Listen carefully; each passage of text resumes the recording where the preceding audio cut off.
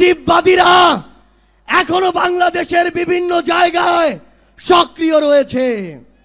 জাতীয় নাগরিক পার্টির উত্তরাঞ্চলের মুখ্য সংগঠক সার্জিস আলম বলেছেন, বাংলাদেশে আবারও মুজিববাদী ভারতপন্থী শক্তি সক্রিয় হচ্ছে। এদেশে আর কোনো পন্থীর জায়গা হবে না। দেশে ভারতীয় আধিপত্যবাদের কোনো জায়গা হবে না। অন্তর্বর্তীকালীন সরকারের কাছে আমরা সুশীল সরকারের ভূমিকা চাই না।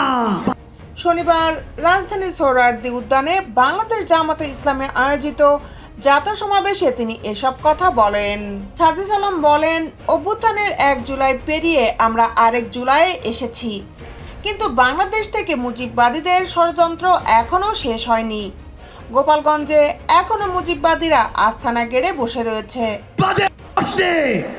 এই স্বৈরাচারের প্রশ্নে অভ্যুত্থানের সকল শক্তিকে শুধু আইনিভাবে এই মুজিববাদের মোকাবেলা করা যাবে না, অর্থনৈতিক, সামাজিক ও রাজনৈতিকভাবে এই মুজিববাদের কোমর ভেঙে দিতে হবে।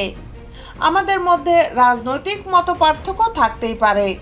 বর্তমান সংবিধানের তীব্র সমালোচনা করে সার্জিস বলেন, যতদিন 72-এর মুজিববাদী সংবিধান বলবৎ থাকবে ততদিন সত্যিকারের বাংলাদেশপন্থী ব্যবস্থা কায়েম হতে পারে না।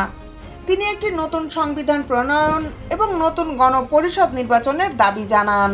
সরকারের ভূমিকা চাই না, আমরা তাদেরকে অভ্যুত্থান পরবর্তী সরকারের ভূমিকায় দেখতে চাই।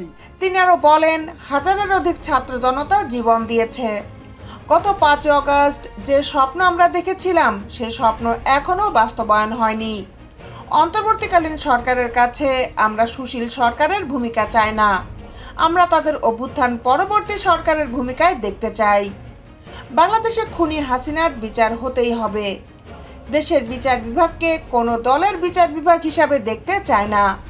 আইন শৃঙ্খলা রক্ষাকারী বাহিনীকে ক্ষমতার তোষামোদ বাহিনী হিসাবে দেখতে চায় না। আমাদের নতুন সংবিধান ও গণপরিষদ নির্বাচন লাগবে। নারী ও সংখ্যালঘুদের অধিকার নিশ্চিত করতে হবে। এনসিপির উত্তরাঞ্চলের মুখ্য সংগঠক আরও বলেন, ফ্যাসিস্ট বিরোধী আমাদের যে শক্তি, এদের ঐক্যবদ্ধ থাকতে হবে। কিন্তু ঐক্যবদ্ধ থাকতে গিয়ে অন্ধভাবে কারো দালালি করা যাবে না। রাজনীতিতে প্রতিযোগিতা থাকবে, কিন্তু তার সৌন্দর্য নষ্ট করা যাবে না। তবেই বাংলাদেশ এগিয়ে যাবে। দেশ বিদেশের আপডেট নিউজ পেতে আমাদের সাথেই থাকুন।